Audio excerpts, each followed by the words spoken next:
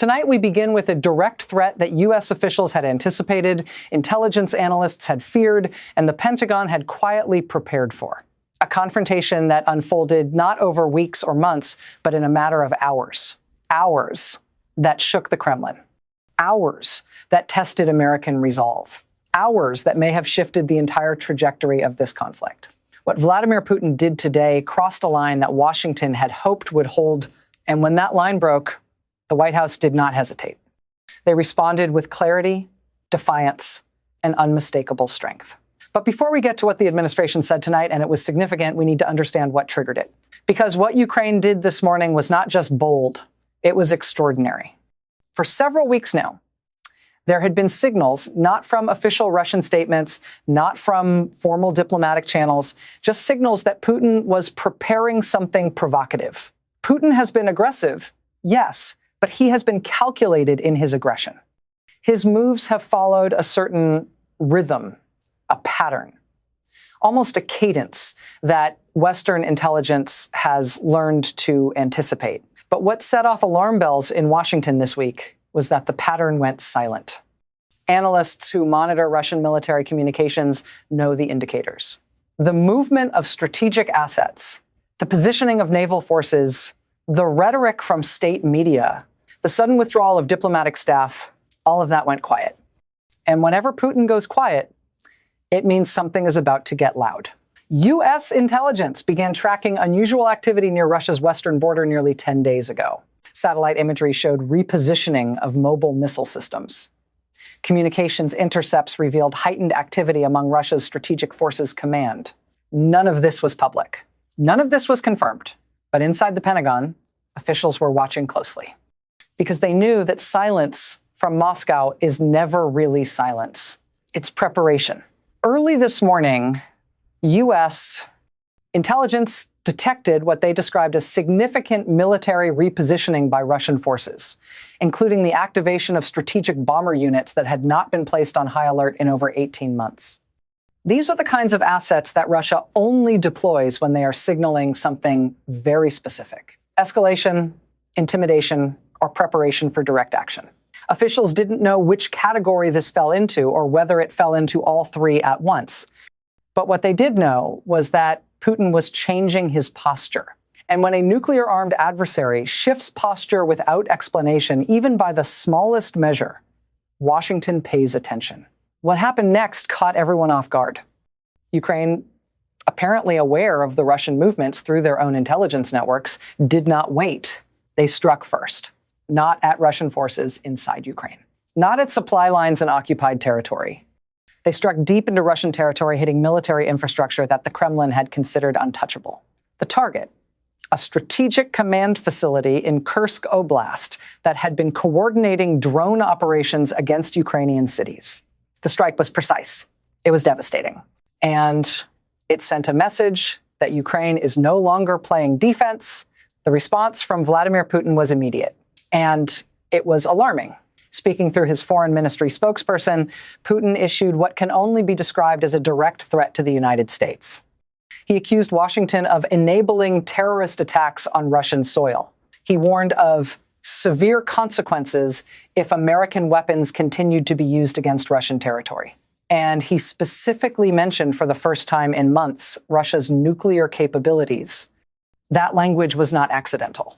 Russian officials, after an emergency security meeting, described Ukraine's strike as unprecedented, unacceptable, and perhaps most importantly, American-enabled. That last phrase is the key. Putin isn't just angry at Ukraine. He's pointing the finger directly at Washington.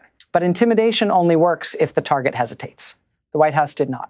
In fact, their response today was among the most forceful we've seen since the war began. Here's what we know. Within 3 hours of Putin's threat, National Security Advisor Jake Sullivan appeared before cameras at the White House. These weren't the usual diplomatic talking points.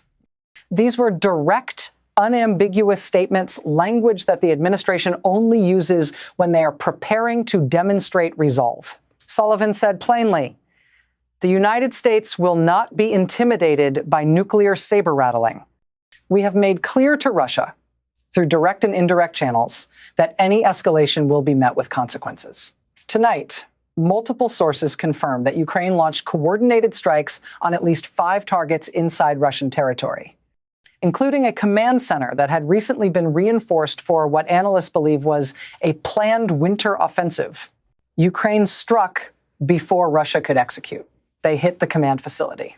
They hit an ammunition depot. They hit communication relay stations that were likely preparing to coordinate attacks on Ukrainian energy infrastructure. In other words, Ukraine targeted the nervous system of Russia's regional operations.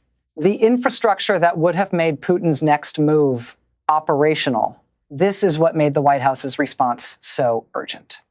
Putin's threat wasn't just symbolic, it was actionable. It represented the kind of escalation that could spiral into direct confrontation if left unchecked. And Ukraine, understanding that fully, responded with force. Not recklessly, not impulsively, but strategically. They didn't strike population centers. They didn't target civilian infrastructure. They hit military command nodes. They hit logistics hubs. The precision of these strikes tells us something important.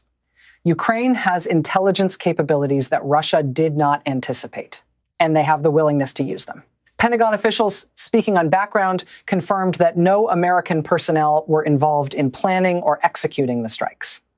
But they also did not condemn them. That silence speaks volumes. And here's where the story becomes even more significant. Intelligence analysts now believe that Putin's latest move was designed to test the resolve of the Biden administration after months of political distraction in Washington. Putin wanted to see whether the White House would waver, whether domestic politics would make them hesitate, whether cracks in Western unity would finally show. But instead, the opposite happened. The administration didn't equivocate. They issued a response that was so swift, so unified, that even the Kremlin noticed. You don't get Putin's attention easily. But today, Washington did. Senior defense officials speaking with NBC News under anonymity described Putin's gambit as strategic probing, a way to identify weakness before committing to larger action. But the White House proved today that they remain both vigilant and resolute. Their statements were not only firm, they were coordinated so precisely that European allies echoed the same language within hours. That coordination matters because it shows Putin something he didn't want to see. It shows that the Western alliance is not fracturing. It shows that Washington is not distracted.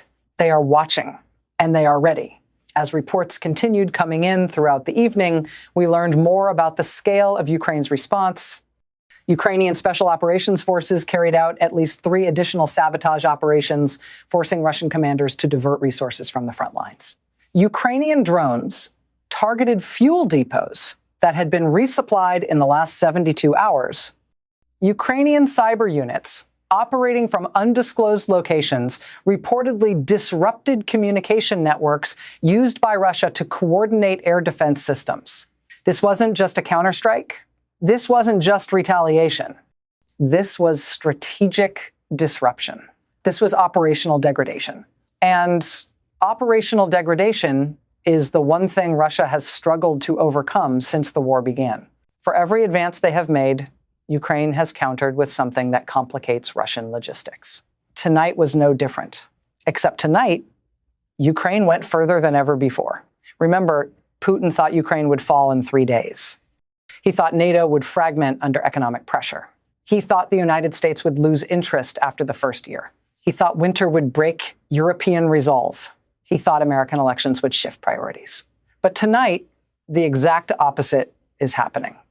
Ukraine is striking deeper into Russia than ever before. NATO is more unified than it was before the invasion. And the United States just issued one of its strongest warnings yet. 3 years into this war, Putin's assumptions have been wrong at almost every turn. And tonight, he was reminded of that once again. What makes this moment so dangerous and so consequential is that Putin's latest threat happened at a time when he is under immense internal pressure. Russian military bloggers want faster results on the battlefield. Russian oligarchs want relief from sanctions. Russian mothers want their sons to come home. Russian hardliners want escalation against the West. Putin is balancing these demands while fighting a war that has cost Russia more than anyone anticipated. And when leaders in that position make sudden moves, they're not doing it from strength. They're doing it from pressure. They're doing it from vulnerability. That's what makes this moment so volatile. A cornered leader with nuclear weapons is not a stable situation.